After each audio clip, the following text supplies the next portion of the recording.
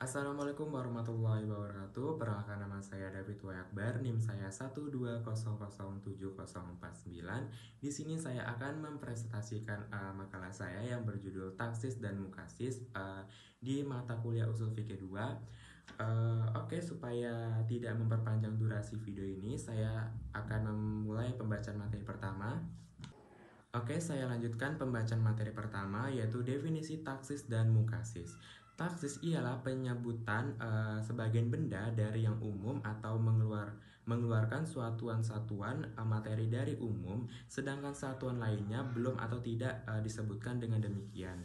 Keumuman masih berlaku bagi suatu yang tersisa. Mukasis ialah dalil-dalil yang dasar atau hijah dikeluarkannya satuan dari yang umum kaitannya dengan kas, taksis, dan mukasis.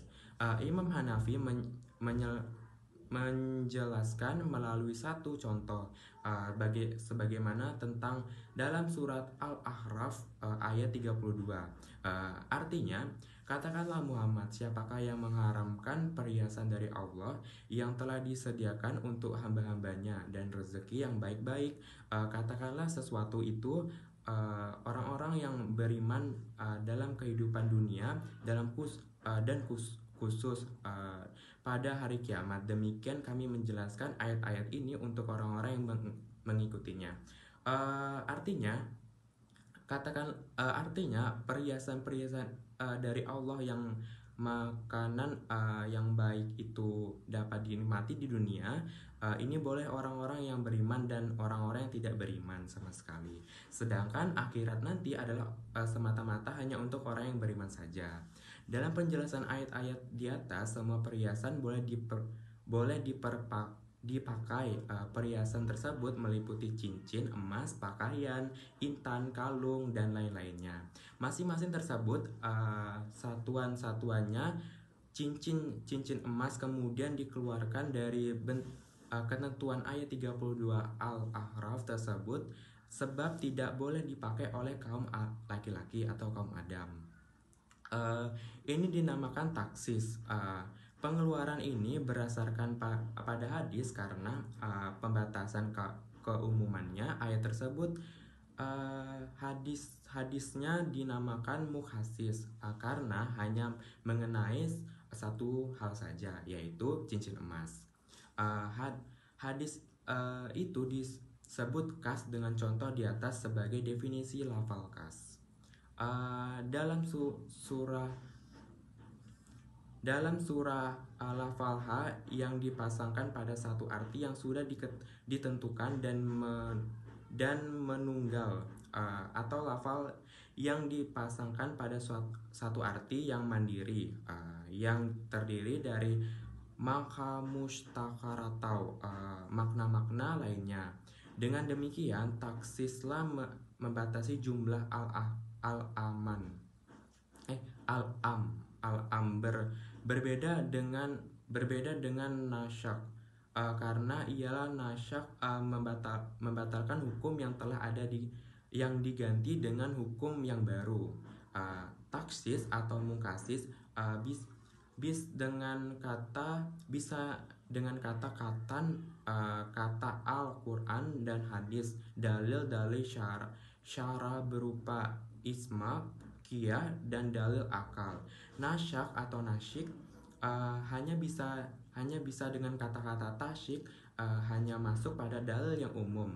Nasyak bisa masuk pada dalil umum maupun dalil khusus. Dengan perkataan lain, yang ditasyikkan hanya dalil umum, dalil khusus tidak bisa. Sedangkan mukasis yang dibatalkan umum maupun dalil khusus, dalil yang umumnya. Oke, materi yang kedua itu adalah pembagian tasik dan mukasis. Mukasis dibagi menjadi dua macam, yaitu ukasis muntasil. Mukasis yang bersambung adalah apabila makna satu dalil yang mengkhususkan perhubungan erat atau bergabung pada kalimat umum sebelumnya. Yang kedua, mukasis munfasil, yaitu munfasil yang dapat berdiri sendiri. Yang termasuk mukasis munfasil adalah istinas, muntasil, syafat, asyifat, gaya, badalba, dahumikul. Yang kedua, pembagian tasik dibagi menjadi 7 macam, yaitu tasik ayat Al-Quran dengan ayat Al-Quran, tasik Al-Quran dengan asyunah, tasik asyunah dengan Al-Quran, tasik syunah dengan asyunah, tasik Al-Quran dengan isma, tasik Al-Quran dengan qiyah, dan tasik tasyik dengan pendapat sahabat. Materi yang ketiga yaitu perbedaan kas, taksik, dan mukasyis. Kas secara bahasa, kas berarti tertentu. Adapun lafal yang menunjukkan arti suatu yang telah ditentukan. Makna Abdul Wahab Khalaf menyebutkan lafal kas ialah suatu lafal yang digunakan untuk menunjukkan pengertian pada suatu objek tertentu saja. Kemudian Mustafak Said Al-Kahid memberikan definisi al-kas sebagai berikut. Al-kas adalah suatu lafal yang digunakan untuk menunjukkan suatu pengertian tertentu atau khususnya yang secara langsung dapat dipahami, baik dari segi jenis dan macam-macam maupun dari segi mustansi seperti manusia dan seorang laki-laki dari pengertian dan digunakan untuk menunjukkan pengertian dan tertentu saja. Pengertian tertentu ini berkaitan sifat satuan yang disebutkan, yaitu segi jenisnya, macam-macamnya, maupun segi zat maupun mustasinya.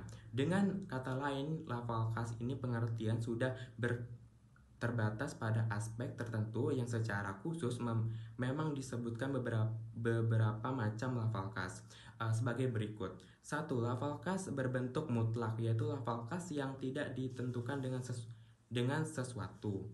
Kedua, lafal kas yang berbentuk mukayyah, yaitu lafal kas yang ditentukan dengan sesuatu. Yang ketiga, lafal kas berbentuk amar. Yang keempat, lafal kas berbentuk nahi. Yang kedua, tasik.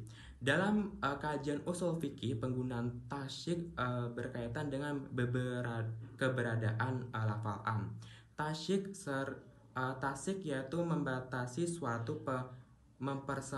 membatasi atau mempersempit pengertian lafal yang umum. Zaki Aldin Syaban menyebutkan bahwa yang dimaksud dengan taksik ialah upaya mengubah dan membatasi pengertian lafal am dari keumumannya atas satu satuan objek yang tercakup di dalamnya, karena ada dalil yang menunjukkan atau menghendaki hal yang demikian. Dari pengertian ini dapat dipahami bahwa tasyik merupakan usaha untuk membatasi cakupan pengertian lafal am, dan hal ini bisa dilakukan bila ada dalil atau alasan untuk dijadikan sebagai alat untuk membatasi atau mempersempit pengertian dari berbagai objek yang tercakup di dalam lafal am tersebut. Dengan kata lain, tasyik adalah suatu cara untuk mempersempit keumuman tajam oleh keumuman lafal am yang di dalamnya terdapat beberapa objek yang harus dicermati secara tajam oleh seorang yang akan mengambil kesimpulan hukum. Ada dua macam sifat tasyik ya, sebagai berikut. 1. Tasyik al-muntahil, bersambung, yaitu tasyik yang tidak berdiri sendiri, tetapi sesuatu yang akan dijadikan sebagai muntasyik itu disebut bersama lafal am, dan keduanya terkait serta disebutkan dalam suatu kalimat. Yang kedua, tasyik al-munfasil, terpisah, yaitu sesuatu yang akan dijadikan mukhasis itu tidak terdapat dalam satu rangkaian kalimat am, tetapi keduanya terpisah dan berdiri sendiri. Yang terakhir, mungkasis. Di dalam Al-Quran terdapat dalil yang umum dan khusus. Ulama usul fikih telah melacak bahwa dalil-dalil umum di dalam Al-Quran terkadang tidak berlaku umum, tetapi ada penghususan yang disebut tasik.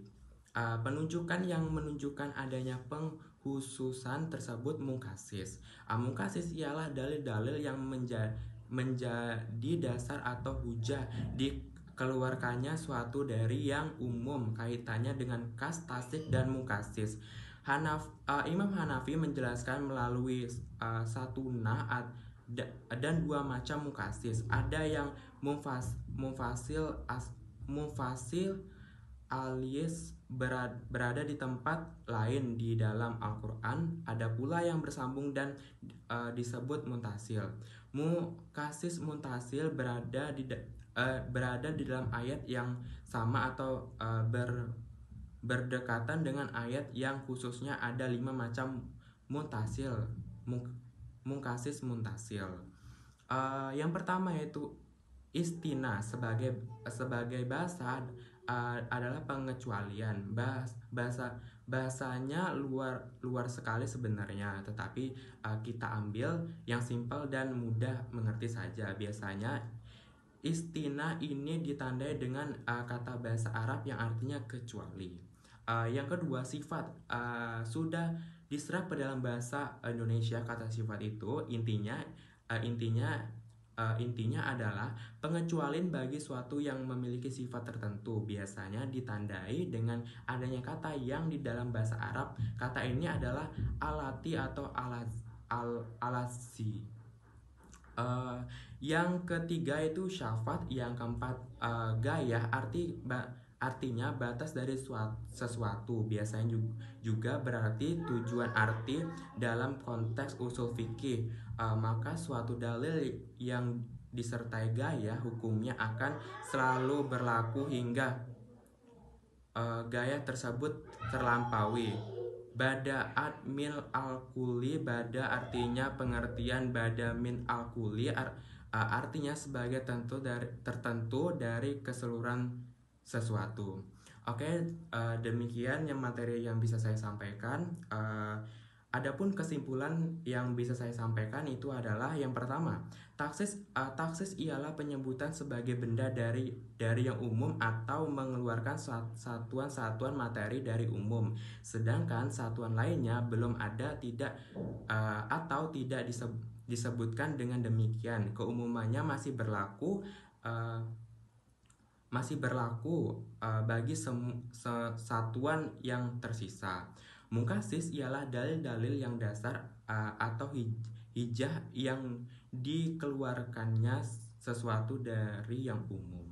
Yang kedua, pembagian mungkasis dibagi menjadi 2 macam, yaitu ukasis muntasil dan mukasis munfasil. Yang kedua, pembagian tasik dibagi menjadi 2 macam. Dibagi menjadi 7 macam, yaitu saya sebutkan satu-satu. Tasik ayat Al-Quran dengan ayat Al-Quran, tasik Al-Quran dengan Asyunah, tasik Syunah dengan Al-Quran, tasik Asyunah dengan Asyunah, tasik Al-Quran dengan Isma, tasik Quran dengan Qiyah, dan yang terakhir itu adalah dengan tasik dengan pendapat sahabat. Kesimpulan yang terakhir yaitu adalah Al-Kash ialah suatu lafal yang digunakan untuk menunjukkan pengertian pada suatu objek tertentu saja. Tasik yaitu pembatasan atau mempersempit pengertian lafal yang umum. Mungkasis ialah dalil-dalil yang menjadi dasar atau hujah dikeluarkannya suatu dari yang umum. Demikian presentasi yang bisa saya sampaikan. Kalau semisal ada kata-kata yang salah atau pengucapan kata-kata yang tidak benar, saya minta maaf yang sebesar-besarnya. Saya akhiri. Wabillahi taufiq wa hidayah. Wassalamualaikum warahmatullahi wabarakatuh. Terima kasih banyak.